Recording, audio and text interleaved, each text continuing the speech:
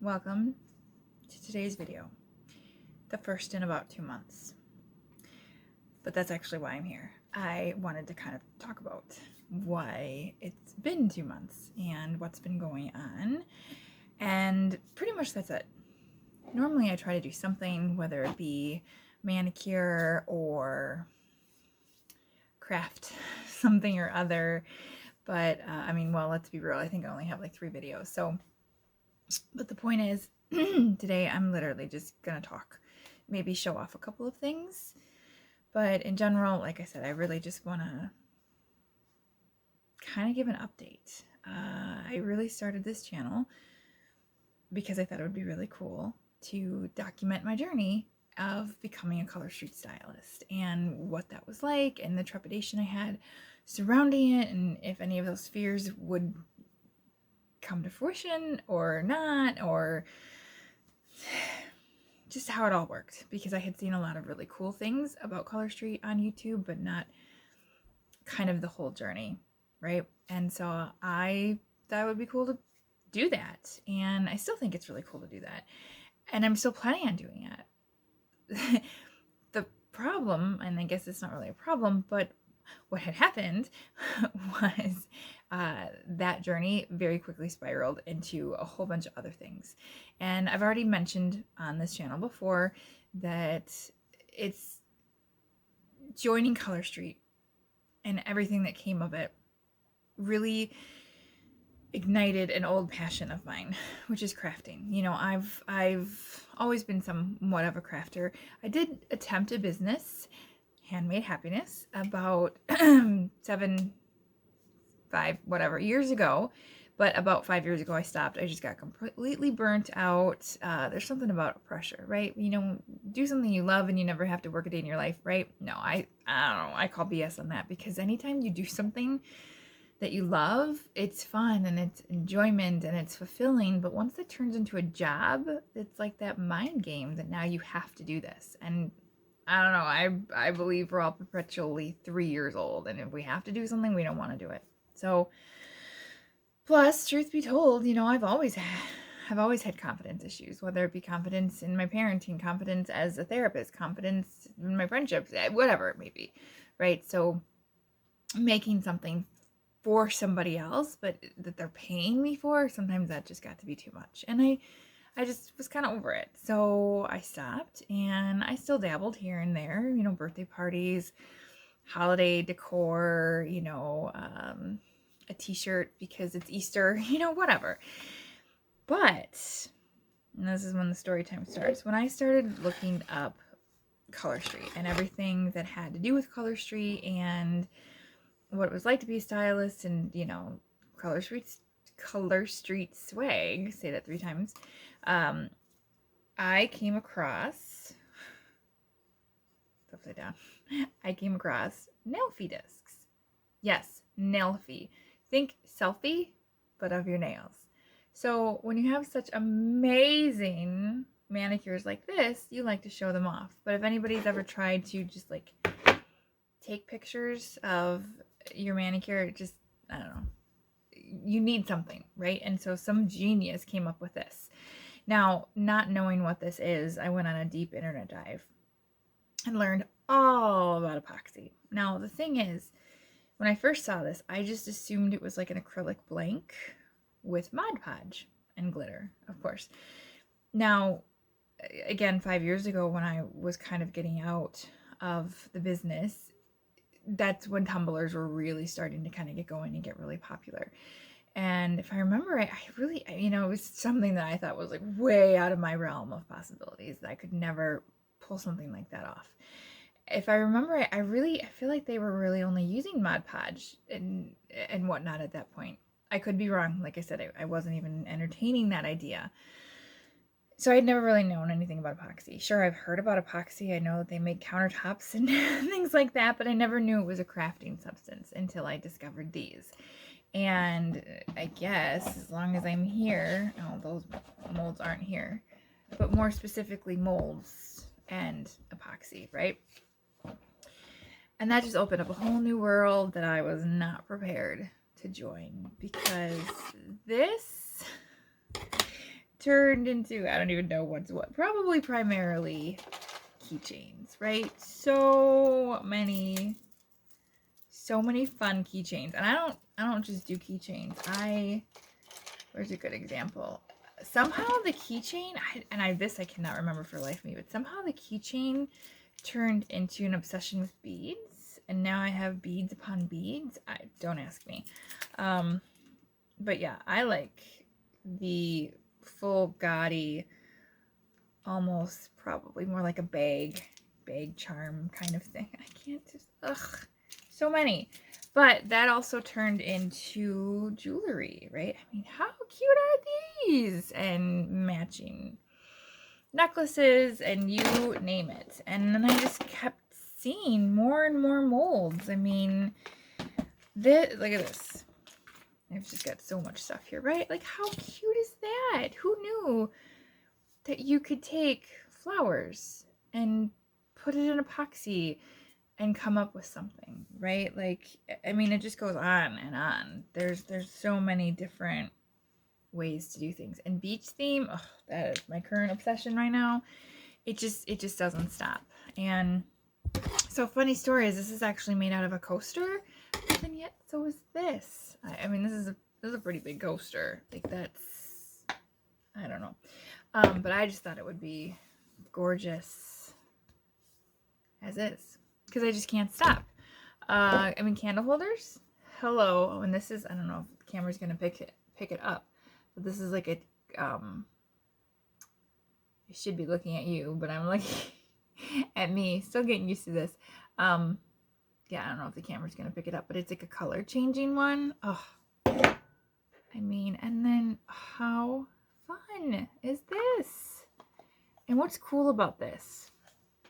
Like, I've always put vinyl on t-shirts or cups or whatever, and I've made things, but there's something about working with epoxy that almost feels magical, because something that wasn't there before is now there. You know, like, of course I had to go down the tumbler road too, as long as I was working with epoxy. This Starbucks cup. This cup has always existed, and I just added something to it, right?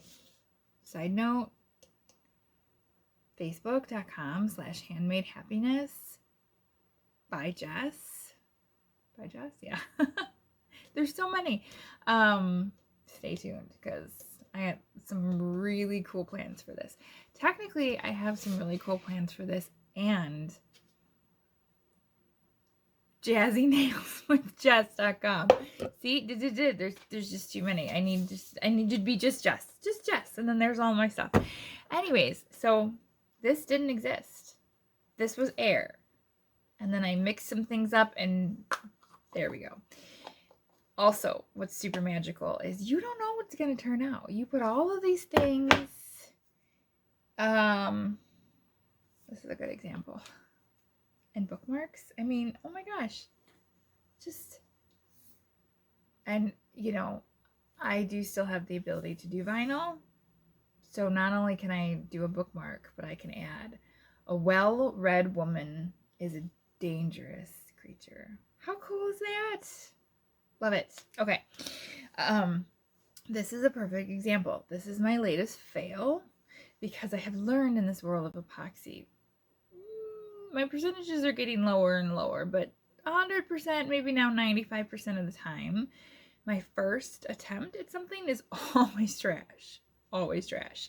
I've been seeing these ring dish, earring jewelry type dishes, right? Like, you can, I don't know, this is a bad example, but right, like, you can put stuff on it. How cute is that, right? Like a little beach theme.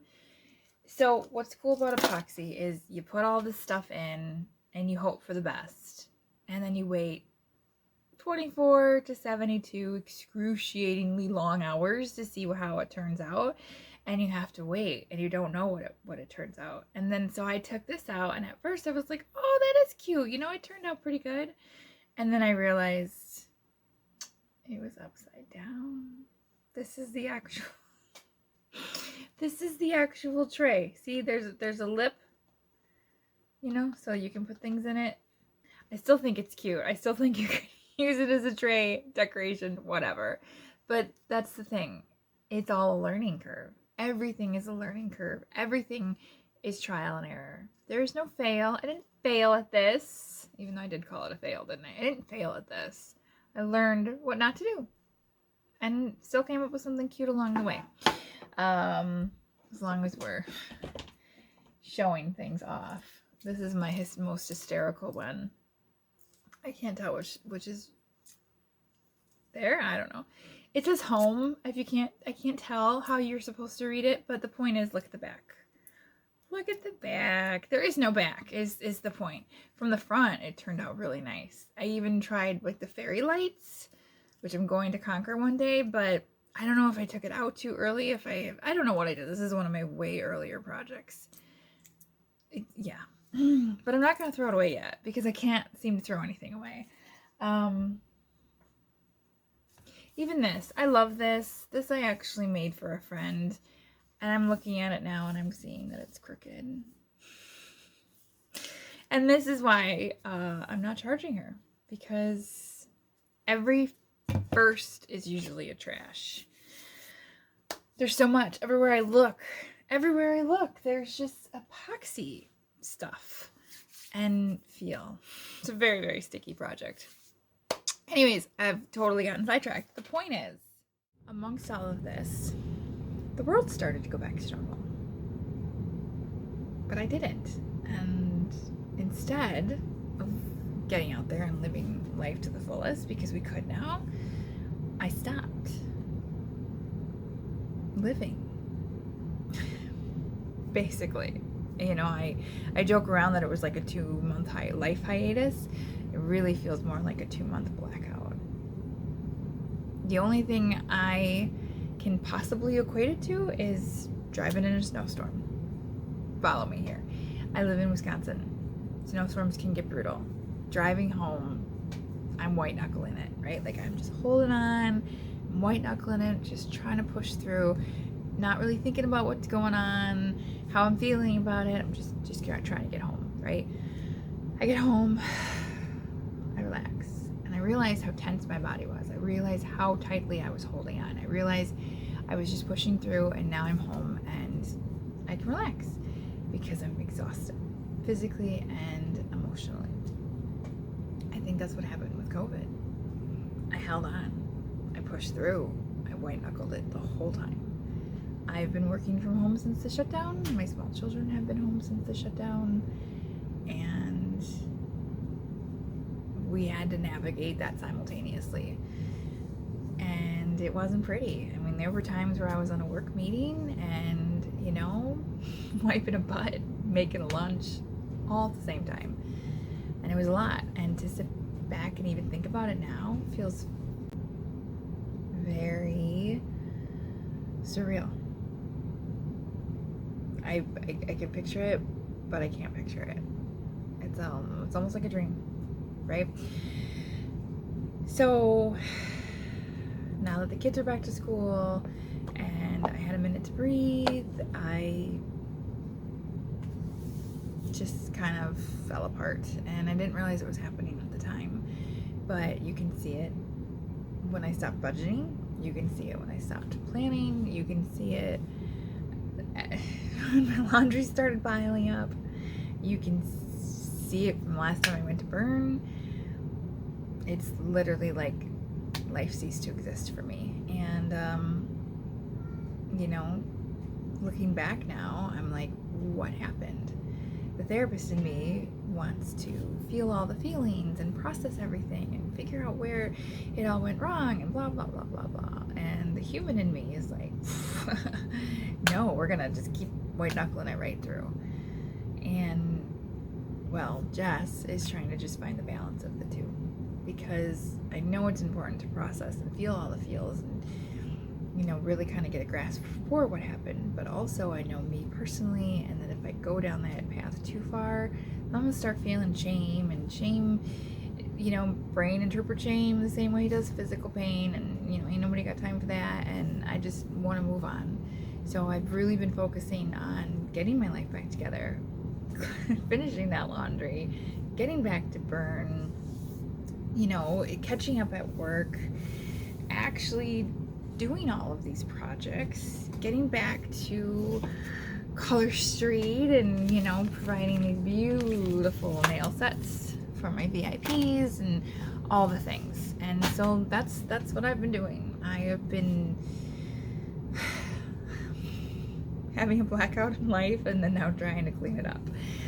But most importantly, one of the reasons that I stayed away for so long from making these videos is I didn't know what to make. I have attempted recordings and thought about recordings so often, but I don't know how to show up because I started this channel as Jazzy Nails with Jess, and then it started to morph into Handmade Happiness by Jess, sprinkle in a little bit with like therapy by Jess, I guess, but also it's chaotic and it's inconsistent, and I felt like I couldn't do that because, again, you gotta be consistent, you gotta have a niche and blah blah blah blah blah, and it's like, who cares? What rules? Nobody watches this anyways. I have one subscriber who probably doesn't even subscribe anymore because it's been so long. This is for me. This is for me, for my accountability, for my journey, whether it be Color Street, whether it be Handmade Happiness, whether it be getting back to my epic journey of wellness. I don't know whether maybe I'm going to become a comedian and practice. I don't know. The point is, I'm just Jess, and whatever happens, happens. And I feel like I'm starting everything over again. I need to get back to figuring out who just Jess is. I spent most of my life doing things for other people, and June 2019 stopped everything, and I got healthy, and I lost 100 pounds, and I gained a ton of strength, a ton of confidence, and met an amazing community through Burn, and really came into my own. And then COVID hit, and, you know, still, that was some of my absolute best career-wise. I really flourished as a therapist, and like I said, then decided to try Color Street and revamped my business, and it's been amazing. But I feel like through this 2-month life hiatus or whatever, I lost myself again, and I need to get back to that. So whether you want to come for the Color Street, or if you want to come for the crafts, or if you want to hear if I got back to my 100-pound weight again, subscribe. Don't subscribe, check in, don't check in, ring the bell, don't ring the bell. It's up to you. But I am going to be here sometimes more consistently than others, and I'm going to be maybe doing tutorials on my upside down trays, right? Or maybe I'm going to actually show how I got this look, right? Good thing I didn't record it. It would have been like an hour long. This is beautiful, but not something I plan to do every day. Maybe I'll spew more stuff about shame and how unhealthy that is, and maybe I'll show my tips and tricks about how to get back into budgeting. I don't know, because I don't know what I'm doing day by day.